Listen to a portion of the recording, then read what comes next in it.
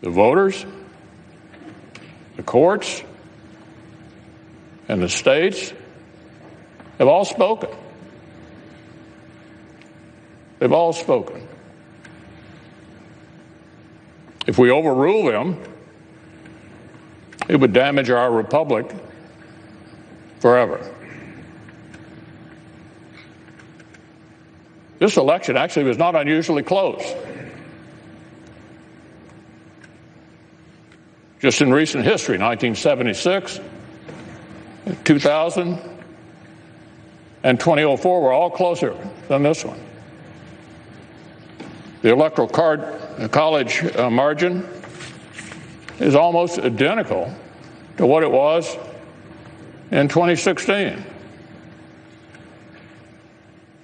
If this election were overturned by mere allegations from the losing side,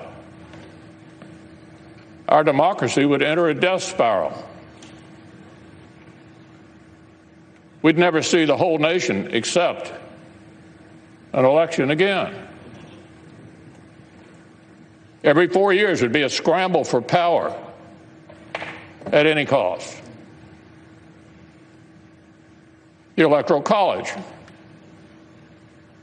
which most of us on this side have been defending for years, would cease to exist, leaving many of our states with no real say at all in choosing a president. The effects would go even beyond the elections themselves. Self-government, my colleagues, requires a shared commitment to the truth and a shared respect for the ground rules of our system. We cannot keep drifting apart into two separate tribes with a separate set of facts and separate realities, with nothing in common except our hostility towards each other and mistrust for the few national institutions that we all still share. Every time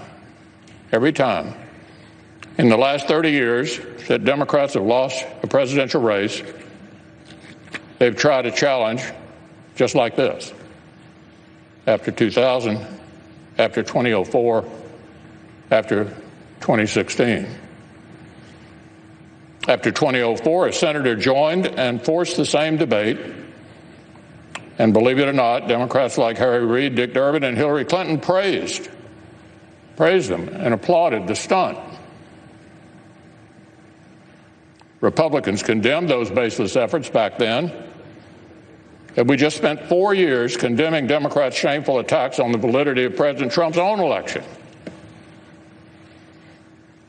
So look, there can be no double standard.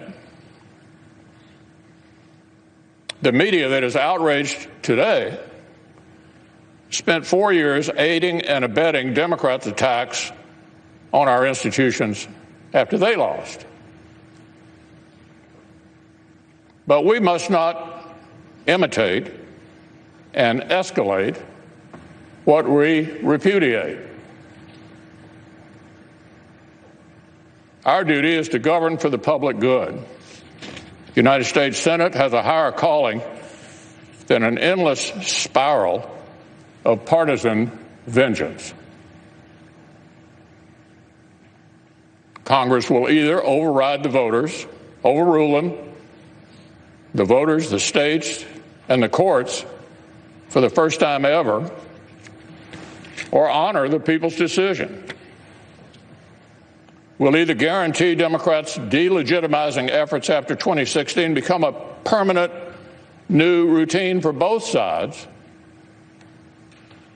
or declare that our nation deserves a lot better than this.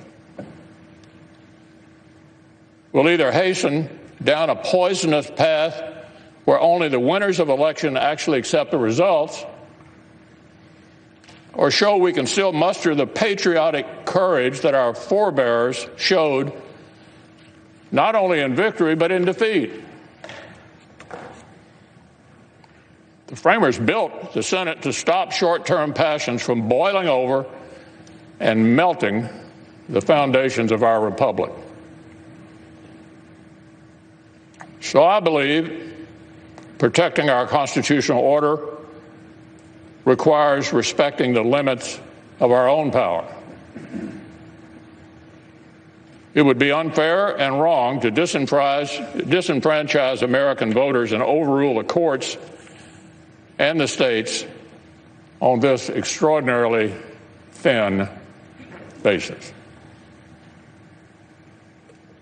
And I will not pretend such a vote would be a harmless protest gesture while relying on others to do the right thing. I will vote to respect the people's decision and defend our system of government as we know it.